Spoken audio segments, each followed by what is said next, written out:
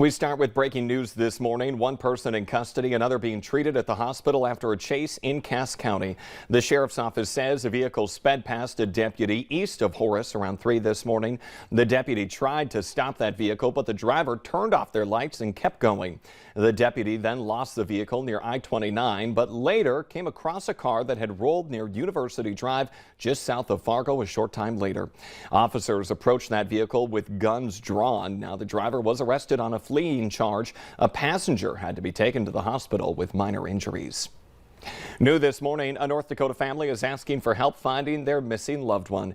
18-year-old Me Marie White Mountain of Fort Yates has been missing for nearly 2 weeks since the November 10th blizzard. Volunteers were out on foot and on horses near Fort Yates yesterday, searching open areas and old buildings. Police even used canine teams and a plane. Family members are worried that Me Marie got caught up in the storm, but the Bureau of Indian Affairs says it cannot comment on the possibility of any potential foul play. 6:02 right now on this Wednesday morning. Let's check that forecast with Lisa Green. Good morning, Lisa. Good morning. Huge travel day today, so we want to get you out the door and where you need to be here with your forecast. In Fargo at the airport, we're looking at quiet and mild conditions, so I shouldn't expect to have any issues coming out of the valley if you're going to be traveling, or anybody who's flying in. We've got good weather here. We're looking at wind that shouldn't be too much of a problem for your flight either.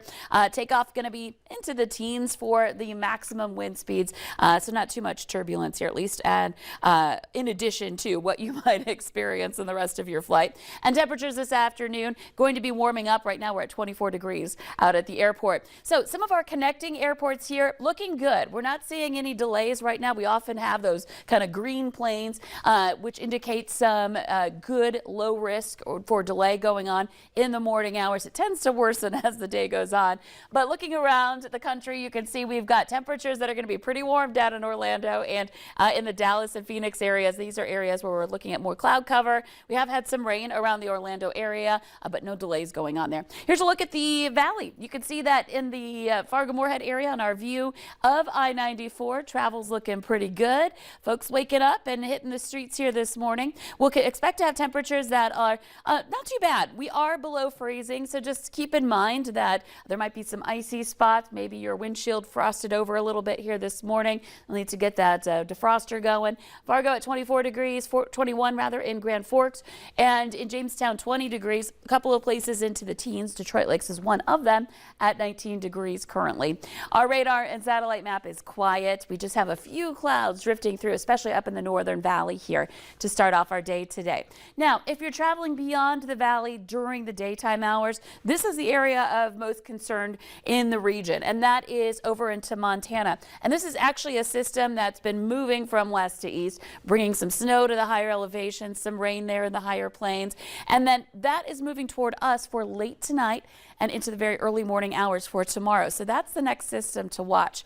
Until then, travel and just being out and about today looks really good, actually. We'll be in the 20s this morning.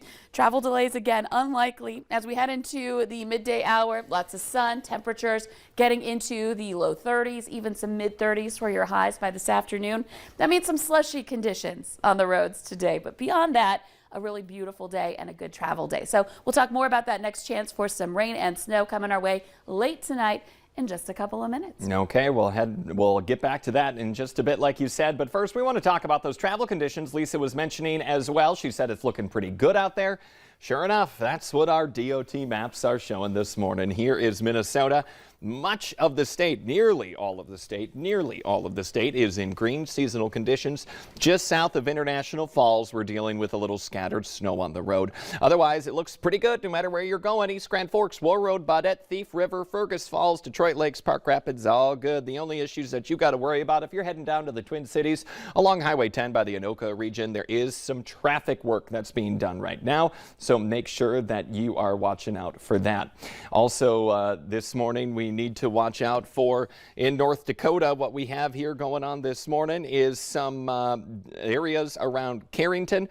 We got some frost on the road there, Carrington and Pingree, and then also around Findlay this morning in North Dakota. We are checking out some, just got a refresh on the map there. Looks about the same. Around Findlay, we have some estimated scattered snowy conditions as well. So that's that's one thing we need to watch out for. Now, this comes as around 50 so million people are expected to hit the highways. The best time to leave is just about this morning or before 11 a.m. tomorrow. Now, one traffic analysis company says the worst time to be driving the weekend, Friday, Saturday, and Sunday, and that's all between 4 p.m. and 8 p.m. Here we want to get a live look this morning for those taking to the skies this week. It's already starting to pick up. We have a live look from North Fargo right here. This is inside the Hector Terminal. They're already boarding the first flight out of town. 6 more are heading out before 9 o'clock this morning. That's the day before Thanksgiving, of course. Big travel day across the country. Most people are driving, and a lot of folks are flying, though, as well. And we'll check back in with Lisa Green a little later on as we get more on that holiday forecast. New this morning, police are asking people to be watching for a woman and 2 children that she kidnapped from Minneapolis. The State Bureau of Criminal Apprehension says 18-year-old Shania Nicole took her 1- and 3-year-old daughters during a supervised visit yesterday. They were last seen exiting a light rail station in Minneapolis around 3 in the afternoon. Shania was wearing a purple zip-up hoodie and light pants and was pushing a black and gray stroller. One of the girls was in a pink and purple puffy coat. The other had on a black coat. Picture up on your screen. This is a story that you'll only see right here on Valley News Live. A Breckenridge man being called a hero after he helped pull a man and a woman out of a burning car. Valley News Team's crime and safety reporter Bailey Hurley spoke to the man and the crash victim's son, who say there is a lot more to be thankful for this holiday season. In the grand scheme of things, it could have been a whole lot worse. Jared Hicks served as a paramedic for just 6 months before he moved on to something new. But that short-lived training saved Alberta and Corey Bratlin's lives. I mean, it basically saved Thanksgiving and the holidays, because if he hadn't been driving by, this would be a very sad story right now. I don't know that we would have either of them with us. Hicks and his family were on their way to Fargo for fish food when they came across the crash Sunday. Both in their 70s, the Bratlins were trapped inside as their vehicle burst into flames. I realized if they didn't come out real quick, that the outcome was going to be really poor. He not only ran up on a burning car and pulled somebody out once, he took them to safety and then did it again.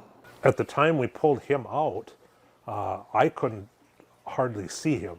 There was so much smoke in the cab. While the Bratlins are still recovering in the hospital, they're okay. And their family says it's all thanks to divine intervention sending Hicks to the rescue.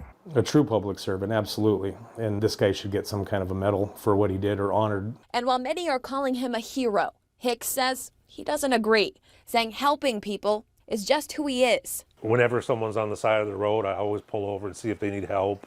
I figure next time it'll be me, and hopefully a little good karma goes a long ways. Both he and Lemke say they hope their story inspires others to give a helping hand now and beyond the holiday season. Bailey Hurley, Valley News Live. Lemke says he and his siblings plan to celebrate Thanksgiving with their parents at the hospital. And while he and Hicks have not met in person yet, Lemke says he would like to take his parents' rescuer out to lunch sometime soon to thank him for his actions. Dozens of people turned out in downtown Fargo last night to honor the victims of the Colorado Springs nightclub shooting. They gathered at Broadway Square for a moment of remembrance in support of those who died and those who survived. Even though Colorado Springs is thousands of miles and states away, it's important to me and to other queer and trans folk that we come together in solidarity.